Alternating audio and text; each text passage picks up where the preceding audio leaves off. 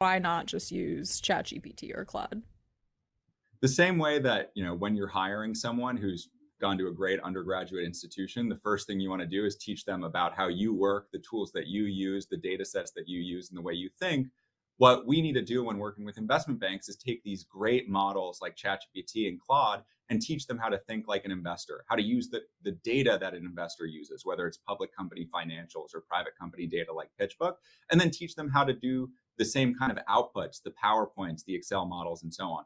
And so we actually take those cutting edge models and we train them to more specifically do financial workflows. And so we have a lot more data, we're more accurate, it's lower latency, and it can actually address the pain points that these professionals have much more quickly because we can take a targeted approach to creating the technology.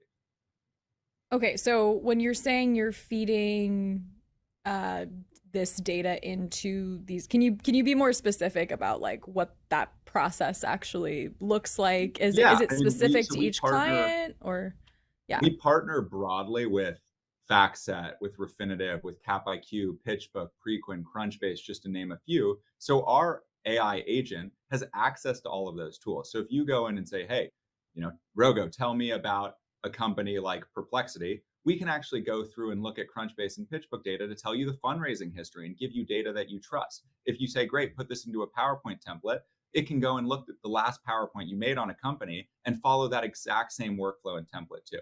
And so we both connect to a company's internal data sets, their SharePoint, their precedent workflows, as well as the third party data and content that they already know and trust.